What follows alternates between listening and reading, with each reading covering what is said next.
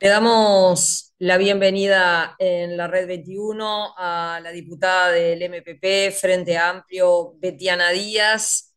Y para empezar una mirada de lo que está viviendo hoy la región, pensando lo ocurrido con la vicepresidenta Cristina Fernández, las elecciones en Brasil en un clima de crispación, la expectativa de un gobierno de izquierda encabezado por Gabriel Boric de aprobar un cambio constitucional y el rechazo de la ciudadanía. ¿Cómo se está mirando también desde perspectiva regional, desde el Uruguay, desde la izquierda uruguaya, esta situación del continente? Bueno, muy buenos días, Ana. Muchísimas gracias por esta invitación. Para mí es un gusto poder estar aquí hoy. Y sin duda que estamos en un momento bastante convulsionado en términos de lo que viene siendo la agenda política de la región, eh, con el resultado de lo que ha sido, bueno, este rechazo a la reforma constitucional en Chile, con lo que viene sucediendo en Argentina, pero además también de cara a las elecciones en Brasil, que eso también va a tener una gran incidencia en la región, en una elección que está tremendamente polarizada nuevamente entre Lula y bueno, Bolsonaro, ¿no? Es decir, luego ya lo demás es bastante marginal en términos de acumulación política. Creo que hay que, bueno, por lo menos desde Uruguay, que tenemos cierta estabilidad democrática y ciertas reglas del juego muy claras, instituciones muy fuertes, poner un poquito las barbas en remojo, ¿no? Como dice el dicho, en el sentido de que cuando uno mira a los países vecinos, lo que ve es no solo un ascenso de los discursos de odio, de lo que tiene que ver con las agendas de las derechas, de los neofascismos, también como viene pasando a nivel mundial, no solo a nivel regional, sino que también, bueno, se cuestiona también la base de las instituciones democráticas que sostienen a nuestros estados nacionales, ¿no?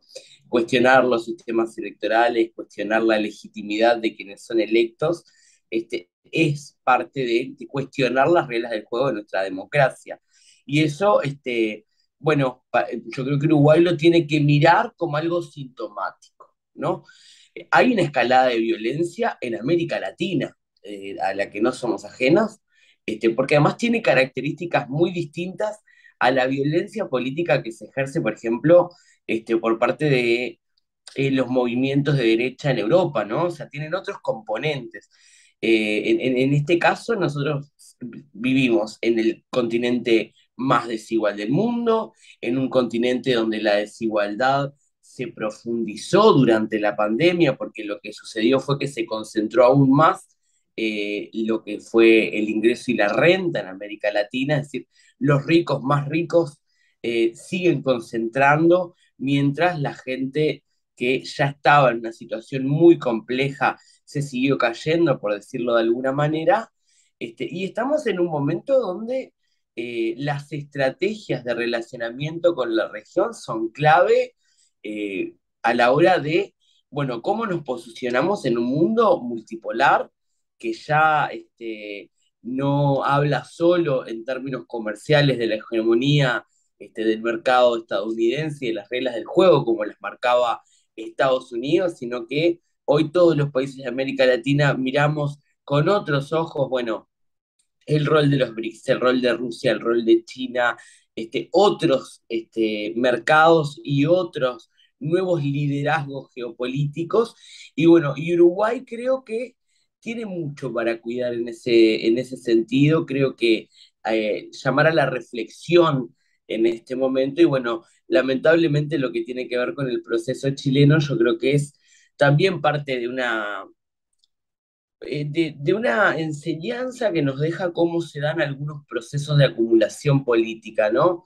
El pueblo chileno se hastió de un gobierno neoliberal tremendamente excluyente, pero no viene a cuestionar las bases institucionales de cómo funcionan esos gobiernos, y eso entiendo yo y es parte incluso de las autocríticas que muchas veces nos hacemos en los procesos de izquierda, como se las hizo Lula, como nos hicimos nosotros en el Frente Amplio en nuestro último congreso, que los marcos de acumulación electoral no necesariamente implican haber acumulado en términos de desarrollo de una conciencia ciudadana de por qué sentar nuevas bases para una sociedad justa, ¿no? Y bueno, creo que eso nos desafía como proyectos progresistas en la mirada de corto y largo plazo. Ujú. Hace unos días conversaba con la ex senadora Lucia Topolansky y ella decía que en el Uruguay y que el Parlamento ahí tiene, el Parlamento uruguayo tiene mucha tarea por hacer, veía un ambiente de crispación, de una gran división entre lo que piensa el gobierno, o al menos parte del gobierno, encabezado por el presidente de la República, y la oposición, en este caso, encabezada por el Frente Amplio. Hay como muy pocos, o por lo menos se visualizan, muy pocos acuerdos, muchas diferencias y situaciones realmente muy complicadas en la vida del país. Y de hecho, en realidad lo que nosotros sentimos es, hay una serie de reglas no escritas, de normas no escritas que tienen que ver con la convivencia democrática entre partidos, algo que es, yo creo que es una de las mejores tradiciones del Uruguay democrático, ¿no? Es decir, convivimos y salimos al exterior a contar esto, y esto no quiere decir acordar en todo, ¿no? Pero convivir en términos de poder sostener la democracia en el último tiempo hay sí un ambiente de crispación, de no llegar a acuerdos, pero tiene que ver con la no posibilidad de acordar porque no hay intención de dejar media pilcha por el camino, eso pasa por un lado, pero después pasa también porque es muy difícil acordar por fuera de la coalición con lo que requieren los acuerdos adentro de la coalición, y esto se ve desde afuera, ¿no? Es decir, por ejemplo, hay muy poquita producción legislativa con iniciativa parlamentaria. Lo que sale de las comisiones es poco y nada. El Ejecutivo, el Ejecutivo de esta coalición que tiene muchísimos problemas para administrar las tensiones entre sus propios socios, por ejemplo, ha elegido un instrumento para ordenar la discusión, que es mandar los proyectos desde el Ejecutivo y ponerles tiempo para discutir, ¿no? Es decir, nos pasó con, bueno, ahora en la rendición de cuentas con la derogación de ley de medios, en un momento donde hace 2 años y medio que la coalición no se pone de acuerdo, ¿no? Con respecto a qué hacer con una nueva ley de medios. Es lo que nos pasó con la ley de urgente consideración. Entonces es un poco el herrerismo liderando un proceso que además implica apurar un poco a los acuerdos a los socios. Ahí se arman unos líos bárbaros, ¿no? Donde también el Frente Amplio queda un poco aparte. Entonces, también es cierto que la tirantez con la que se cierran esos paquetes implica que sea muy difícil después salir a negociar con el Frente Amplio, ¿no? Y obviamente que si, digo, entre más cantidad de socios, es más difícil llegar a acuerdos. Y sí vemos que el ambiente, obviamente, está crispado y hay cosas sin antecedentes, ¿no? Lo que están haciendo, por ejemplo, en términos de persecución política, desde las instituciones del Estado, desde que empezó este gobierno, que empezamos con profesores apartados del cargo y sumariados por haber participado en una campaña electoral, sin hacer actos proselitistas, porque después se reconoció, ¿no? Pero lo que tuvo que ver después con la campaña del referéndum, lo que tiene que ver con lo que está sucediendo con Charles Carrera cuando la agenda de la seguridad se prende fuego. Bueno, hay un ambiente donde es muy difícil llegar a acuerdos y yo creo que el gobierno, desde que inició, habla de un diálogo, pero es un diálogo que es figurativo, es un diálogo que es virtual, en el sentido de que es para la tribuna, porque de verdad cómo se construye diálogo cuando todo el tiempo tenemos ese tipo de actitudes por parte del gobierno nacional y totalmente avaladas y ratificadas por el propio presidente de la República, ¿no? Para el Frente Amplio, la situación de Charles Carrera no merece ningún cuestionamiento. hay como dos situaciones diferentes. Por un lado, si su ex esposa se debía atender en el hospital policial, y por otro lado, la situación vivida con una víctima en el departamento de Rocha, en La Paloma, que fue atendida por fuera de la normativa. Sí, en realidad ahí lo que se hizo no fue por fuera de la normativa, sino de forma excepcional. Lo que se hizo fue a una persona en la que obviamente no se sabe, pero lo que se denunciaba, por decirlo de alguna manera, era una situación donde el Estado había tenido responsabilidad en el origen de esta discapacidad que genera esta persona, porque fue, le dispararon. Bueno, obviamente que el ministerio asume un rol. A mí realmente creo que, y en esto cerramos filas en el Frente Amplio, no hay cuestionamientos sobre cuál fue la actitud de Charles Carrera, porque obviamente que si el Estado reconoce y reconocía que hubo no solo una omisión, sino que tiene responsabilidad en este sentido, lo mejor era poder brindarle tratamiento a una persona que obviamente pues, sabemos lo que son los juicios al Estado, ¿no? Uno demora años, muchas veces el Estado siempre termina teniendo que hacerse cargo de los resarcimientos económicos, pero tarde, y entonces lo que sucede es que esa persona hubiera quedado, por ejemplo, por decirlo de alguna manera, tirada, ¿no? Y una persona que tiene una discapacidad que necesita rehabilitación no puede esperar. Yo creo que en ese sentido es muy entendible porque, de hecho, no, como decía el propio Charles Carrera, no se usaron gastos reservados, esto fue habilitado, se pueden hacer excepciones. Respecto con lo que tiene que ver con el uso del hospital policial, bueno, las autoridades del ministerio tienen esta práctica, por decirlo de alguna manera. Yo creo que esto incluso capaz que nos lleva a otras discusiones, que es que tiene que ver, bueno, por qué el hospital policial y el hospital militar no están en el Sistema Nacional Integrado de Salud. Nos pasa cada vez que discutimos la cobertura universal de salud, sobre todo por la gran cantidad de funcionarios que tienen, pero creo que los prestadores de salud tienen que brindarles, sí, la atención, incluso a los jerarcas del ministerio, ¿no? ¿Por qué? Porque en realidad eh, hay una cuestión ahí hasta de identidad de la propia cartera, ¿no? Son carteras muy especiales dentro del Poder Ejecutivo, lo que tiene que ver con el Ministerio del Interior, con el Ministerio de Defensa, ¿no? Y ahí también lo que tiene que ver con la atención en salud y garantizar la atención en salud, yo creo que es correcto. Ahora, si lo que se cuestiona es la utilización, ¿no? Porque, por ejemplo, el hospital policial no solo atiende al personal policial y a las jerarquías del Ministerio del Interior, sino que además atiende a las personas privadas de libertad. Es decir, y esto no lo cambió este gobierno. Cuando el senador Gandini cuestiona, por ejemplo, el hecho de que se atienda gente que no aporta, por decirlo de alguna manera, al hospital policial, bueno, esto también es parte de las discusiones que tenemos. Se habían comprometido a pasarle esas competencias a ACE y en esta rendición de cuentas no aparecen los recursos, ¿no? De hecho, viene cayendo el gasto por persona privada de libertad en lo que es la atención a salud, pero efectivamente es algo que tienen como reivindicación los trabajadores y trabajadoras policiales. Y respecto a la situación de su ex esposa atendida en el hospital policial, que esa es otra situación para la cual la coalición ha planteado una preinvestigadora. Sí, me parece que una preinvestigadora no amerita, pero de ninguna manera, con todo lo que está pasando, pero de todas maneras, bueno, hay que ver el vínculo, ¿no? No sé si en ese momento ya era su ex esposa, pero de todas maneras, cuando, en esta cuestión de lo que hablaba hoy más temprano, ¿no? Esto que refuerza una cierta identidad de la cartera, esto que se habla de la familia militar, de la familia policial, es habitual que los funcionarios tengan cobertura no solo para los funcionarios, sino además para su familia. Y es parte de lo que venimos discutiendo, por ejemplo, hace muchos años.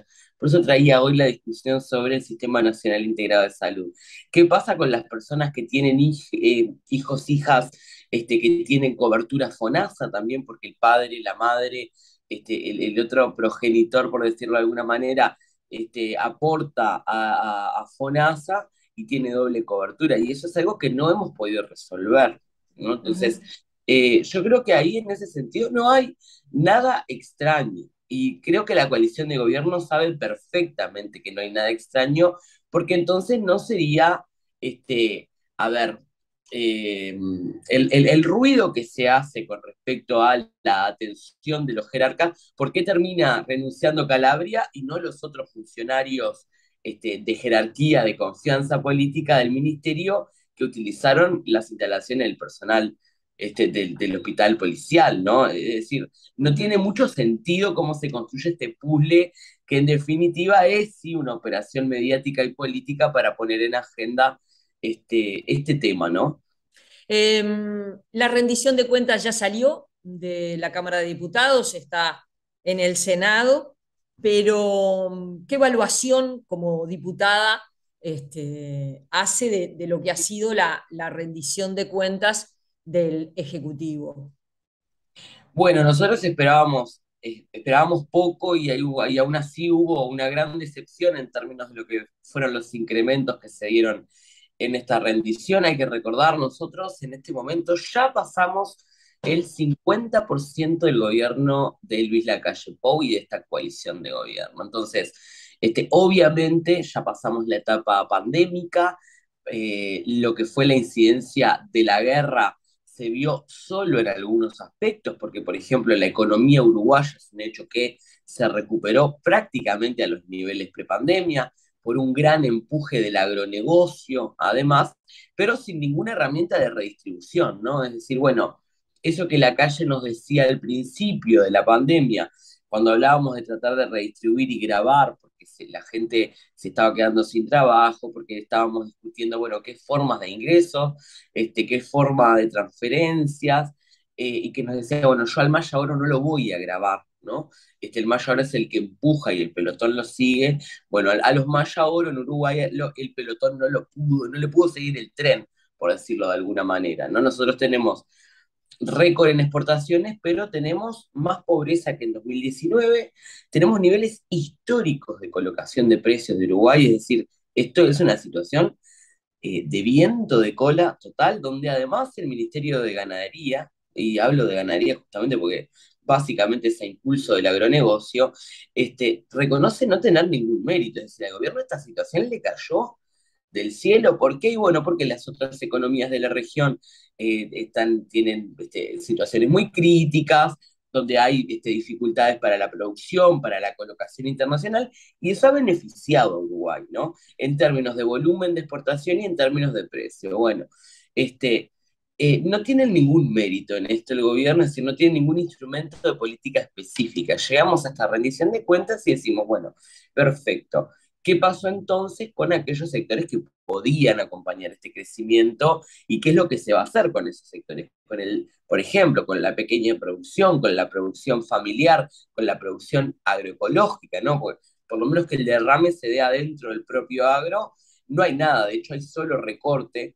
Y hay algo muy particular, que el gobierno fuerza la discusión sobre el recorte y es evidente que no tiene sentido. Es decir, el recorte se opera porque hay menos fondos en términos reales, es decir, ajustados por la inflación. Las partidas que tiene el gobierno para financiar las diferentes políticas públicas valen menos, pagan menos, compran menos servicios, sueldos, funcionamiento, pero además también en términos constantes, es decir, hubo recortes presupuestales muy grandes, ¿no? En equipamiento policial, lo decíamos, 70% de caída en el gasto de equipamiento policial. Eso es el CIDEPAC, que es los sindicatos canarios de policía, denunciando que están viendo si pueden teñir pantalones porque no tienen uniformes nuevos hace 2 años. Entonces, hay una costumbre que se instaló, que parece que el gobierno podría haber empezado en 2022, de anunciar o de sostener algunos eslóganes que en esta rendición se refuerza, ¿no?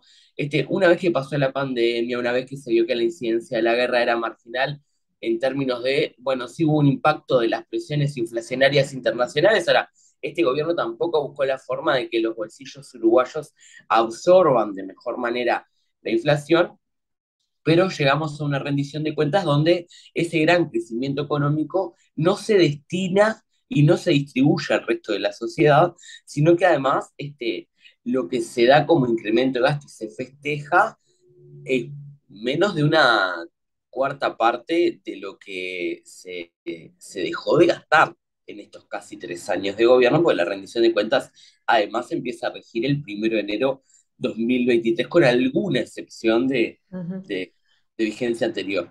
Tú decís que hay recortes, por ejemplo, en materia de vivienda, recortes en educación, recortes en seguridad, por ejemplo. ¿Hay recortes? Hay recortes, de hecho, ¿cómo se explica el recorte? Nosotros, cuando empezamos el periodo, este gobierno tiene que replicar, digamos, el último año de presupuesto, que fue el presupuesto del Frente Amplio, ¿no? Lo primero que hizo fue, por decreto, recortar el gasto en términos generales, es decir, sin ningún otro criterio que más que el recorte de gasto, y lo que se hizo fue topear lo que tenían asignado de fondos en un 85%. Es decir, ya de pique venimos con un 15% menos comparados con 2019, solo en 2020. Sobre eso, además, en el caso de vivienda, que es tremendo lo que ha sido el recorte, bueno, no se ajustó el Fondo Nacional de Vivienda, que es con lo que se financia el sistema público de vivienda, y no se ajustó además también por la incidencia de el índice medio de salario nominal del sector público, porque uno piensa que lo que tiene que ver con el salario público afecta únicamente a los funcionarios y sin embargo cuando uno empieza a ver, toca un montón de aspectos, ¿no? Y ahí estamos hablando de un acumulado de más de 50 millones de dólares, pero lo otro es todo lo que han sido los financiamientos necesarios para estos programas que se anuncian y se anuncian todo el tiempo, no existe, no está más que en los papeles. Es decir, el año pasado para este plan Avanzar, muy cuestionado y además ahora en agenda porque salió la propia Laura Raffo a hablar del plan Avanzar que no existe, salió el plan, incluso las autoridades de vivienda que hace un mes no nos sabían decir cómo se iban a financiar, este, se quitaron los recursos de colonización en una gran tensión adentro del Parlamento, no se puso un ladrillo, no hay fuente de financiamiento para los 240 millones de dólares comprometidos públicamente, pero además lo otro, esta reasignación de fondos que se hizo de colonización se hizo con los senadores Manini y Botana, que se rasgaban las vestiduras hablando de colonización, prometiéndole a los colonos que ellos no querían comprar más tierra, que lo que querían hacer era mejorar las condiciones de los colonos que ya estaban en producción. Bueno, y una de las cosas que se prometió en ese momento y se anunció fue líneas de créditos para colonos. El Banco República no conoce ningún financiamiento de crédito y acceso al crédito especial para colonos. No lo desarrollaron, es decir, eh, hicieron la afectación de los fondos y después no acompañaron ninguna medida. Ni levantaron un ladrillo en asentamiento, ni le mejoraron la calidad de vida de los colonos que ya están, y además lo que es decir, no cumplieron con nadie, ¿no? No cumplieron con la gente, no cumplieron con colonización. Y en esta rendición se profundiza ese recorte. Y después en educación también, ¿no? Es decir, el salario docente. Yo, en realidad, lo que tengo que decir es, Robert Silva nos dice, no hay recorte. Lo que hay es que no hubo adecuación salarial, ¿no? No hubo este ajuste salarial. Bien, el principal componente de lo que es el sistema educativo es la docencia. Si uno pudiera trabajar con máquinas, capaz que estaríamos hablando de otro tipo de inversión. Por algo, la mayor cantidad de los fondos presupuestales que van a la ANEP, por ejemplo, se van docencia. Yo sin docentes no puedo, sin funcionarios docentes y no docentes, que hacen al desarrollo de la tarea educativa. Entonces, obviamente, que es una discusión que es estéril y que es absurda en ese sentido, porque cuando uno agarra los números, incluso el gobierno los escribe, hay una variación anual negativa con respecto al año pasado y con respecto al año anterior.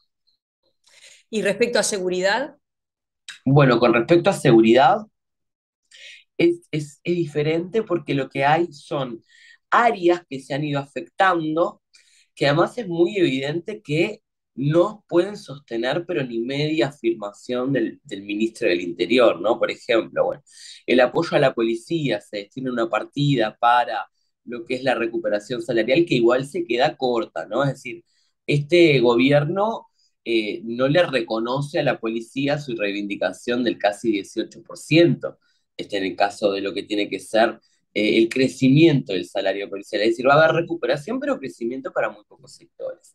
Y lo otro es que, eh, por ejemplo, en el caso de lo que fue el gran hackeo del que nos enteramos gracias a un informe, a un pedido de informe que hizo la senadora Silvia Nare, porque si no tampoco nos hubiéramos enterado de cuál fue la implicancia de este ataque cibernético a la Dirección Nacional de Identificación Civil. Recordarás, Ana, que el ministro Heber salió a decir que era porque había computadoras viejas, ¿no? Bueno, esto sucedió en el año 2021. En realidad se dice que a fines del año 2020, que después nos enteramos en... Es raro porque además tampoco tenemos muy en el cronograma cómo fueron los hechos, ni la afectación clara que hay. Ahora, lo único que hizo el Ministerio del Interior en la Dirección Nacional de Identificación Civil fue recortar el gasto en inversiones. Es decir, que Heber sale a decir que tenía computadoras viejas y gastó un 40% menos en invertir en la dirección. Es una dirección que hay que fortalecer con equipamiento y tecnología, tiene un gran recorte. Equipamiento policial, 70%. Pasa en cárceles ahora, ¿no? Se nos habían anunciado 4 cárceles, 3 en el interior, una de máxima seguridad, se iba a financiar de la venta de inmuebles, después apareció un fideicomiso, porque el problema es que la plata nunca aparece, ¿no? Y en este caso lo que vemos es, con la proyección de aumento de plazas que necesitaría para cubrir a las personas que están privadas de libertad y que, por ejemplo, en el caso del comisionado parlamentario, prevé que vamos a terminar el periodo con unas 19.000 personas privadas de libertad cuando iniciamos este periodo con 11. Bueno, el desarrollo de plazas que se está planteando el Ministerio del Interior hoy, por más que hagan camitas de madera, como sale a decir Santiago González, no alcanza, no está alcanzando, pero ni, digo, se queda muy lejos, ¿no? Y en ese caso lo que nos preocupa es, bueno, todo este compromiso de obras se estira y se dilata para el año 2024, 2023. Es decir, el año de campaña electoral va a ser un año de campaña donde vamos a ver al gobierno cortando cinta, repartiendo canasta, abriendo comedores. Nadie sabe por qué, pero abriendo comedores porque ponen plata para eso. Entonces, evidentemente, el gobierno está mucho más preocupado por solucionar qué es lo que pasa en el año 2024 que qué es lo que pasa, por ejemplo, con la emergencia alimentaria hoy, porque la plata la ponen, la plata gruesa para lo que es alimentación en INDA la ponen el 24. Gracias por la entrevista. Ha sido un gusto. Muchísimas gracias, Ana, que pases muy bien y bueno, como siempre, las órdenes.